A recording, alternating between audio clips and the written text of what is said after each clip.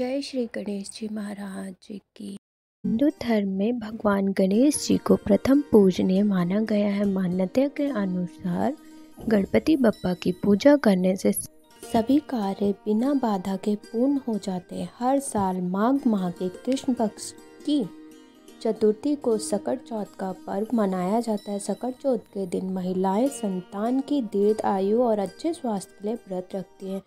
इस बार सकट चौथ 29 जनवरी को मनाया जा रहा है। सकट चौथ की पूजा में कथा का पाठ करने से साधक को भगवान गणेश की कृपा प्राप्त होती है और जीवन में खुशियों का आगमन होता है। सकट चौथ के दिन 3 कथाओं की मान्यता है। आप इनमें से कोई भी एक कथा सुन सकते हैं। सकट चौथ व्रत कथा कुछ इस प्रकार है। बोलो गणेश जी महाराज की जय। एक बार माँ पार्वती स्नान करने कक्ष में गई थी। कक्ष में कोई ना आए इसलिए माँ ने गणपति बप्पा को बाहर खड़ा कर दिया और आदेश दिया कि जब तक मैं स्नान करके बाहर ना आ जाऊँ तब तक अंदर किसी को आने मत देना। भगवान गणेश ने अपनी माँ पार्वती की आज्ञा का पालन किया।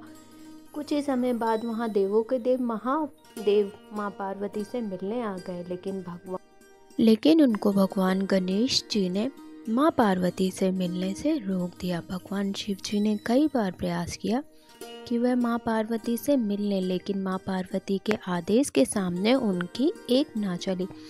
माँ पार्वती से ना मिलने पर भगवान शिव क्रोधित हो गए। इसके पश्चात उन्होंने अपने अस्त्र त्रिशूल से गणेश जी का सिर धड़ से अलग कर दिया।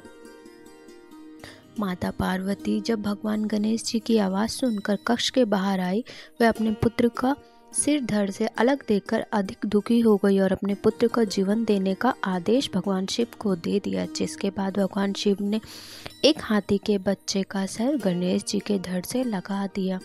इससे गणपति बप्पा को दूसरा जीवन दान मिल गया। इसके बाद सभी देवी देवताओं ने भगवान गणेश जी को आशीर्वाद दिया। तभी से महिलाएं संतान की दीर्घ आयु के लिए सकट चौथ का व्रत रखती हैं। सकट चौथ की दूसरी कथा कुछ इस प्रकार है। जय श्री गणेश। रामनगर में एक कुम्हार रहता था। एक बार जब उसने बर्तन बनाकर आवा लगाया तो आवा नहीं पका। परेशान होकर वह राजा के पास गया और राजा से बोलने लगा, हे महाराजा, ना जाने क्या कारण है कि आवा पक ही नहीं रहा। राजा ने राज पंडित को बुलाकर कारण पूछा तो राज पंडित ने कहा कि हर बार आवा लगाते समय एक बच्चे की बलि देना।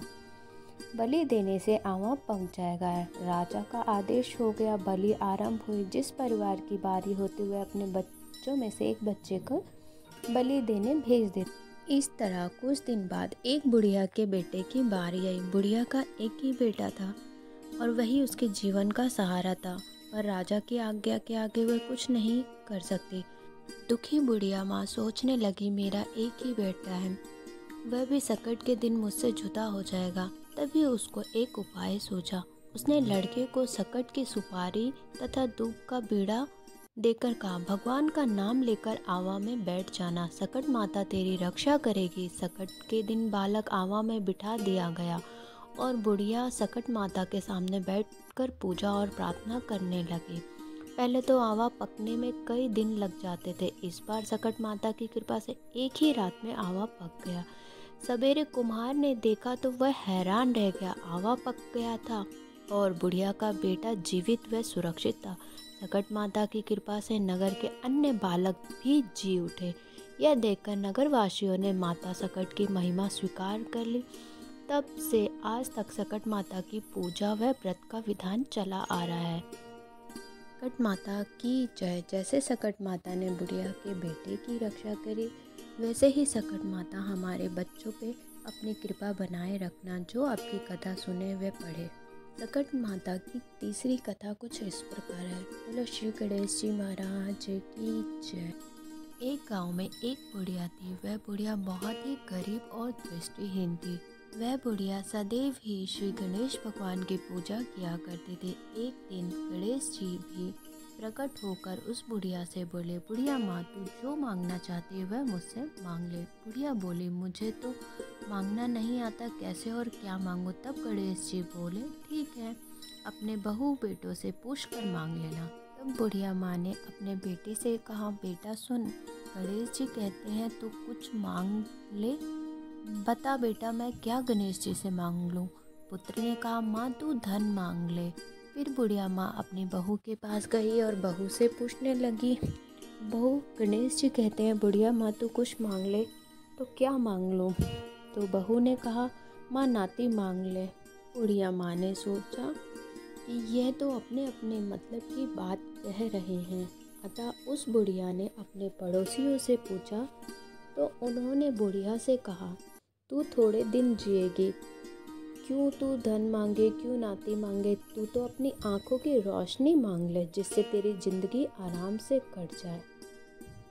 फिर बुढ़िया ने सोच विचार कर गणेश जी के पास गई और गणेश जी को बोलने लगी, हे भगवान यदि आप मुझ पे प्रसन्न हैं और मुझे कुछ देना चाहते हैं तो मुझे 9 करोड़ की माया दे, निरोगी काया दे, अमर सुहाग दे, आंखों की रोशनी दे, नाती दे, पोता दे और सब परिवार को सुख दे, अंत में मोक्ष दे देना।